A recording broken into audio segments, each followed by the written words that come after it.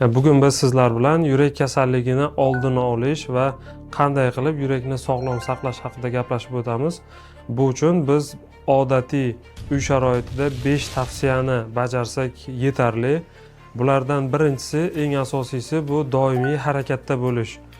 O'rtacha holatda yoshi 40 dan oshgan odamlarda bir haftada 150 daqiqa, ya'ni bir kunda 30-45 daqiqa yurish tavsiya qilinadi. Odatiy bir xil tempda piyoda yurish bu yurak mushaklarini mustahkamlaydi va har xil stress va zo'riqishlarga chidamliligini oshiradi.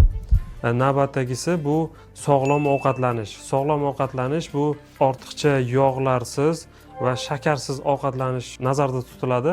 Sog'lom ovqatlanish bu meva va sabzavotlar, tarkibida shakar mahsulotlari kam bo'lgan mahsulotlar hisoblanadi. Bu ham bizni yuragimizni mustahkamlaydi va yurakka quvvat beradi.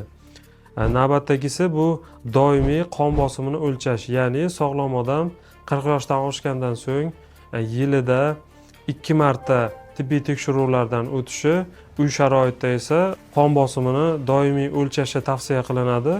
Qon bosimi hammada har xil bo'ladi, ya'ni 90 ga 60 holatda ham bu norma hisoblanadi, 120 ga 80 ham norma hisoblanadi. Qon bosimini nazorat qilmaslik bu yashirin dushman deb ataladi. Qon bosimining oshishi, ya'ni gipertenziya holatida organizm belgi bermasligi mumkin, lekin bu ichkaridan yurakni, miyani, ko'z va buyrakni zararlaydi. Shuning uchun doimiy qon bosimini nazorat qilish tavsiya qilinadi. Xo'p, keyingisi bu qondagi xolesterin miqdori. Qondagi xolesterin, ikki xil xolesterin bor, yuqori zichlikdagi va past zichlikdagi. Uni sodda qilib aytadigan bo'lsak, foydali xolesterin va zararli xolesterin. Past zichlikdagi xolesterin bu zararli xolesterin hisoblanadi.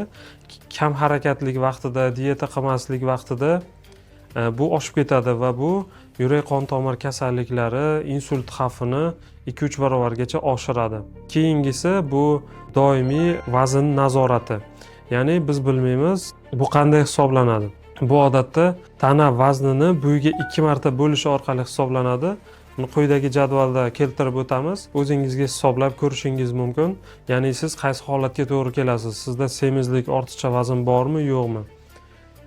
Bu orqali hisoblanadi. Agar sizda 25 dan past bo'layotgan bo'lsa, siz yurak uchun ideal holatda, ya'ni ideal vazndasiz. Agar 25 dan oshgan bo'lsa, bu ortiqcha vazn. 30 dan oshayotgan bo'lsa, bu semizlik deb ataladi. Agar semizlik kuzatilsa, yurak qon tomir kasalliklari xavfi 3-4 barobargacha oshib ketadi.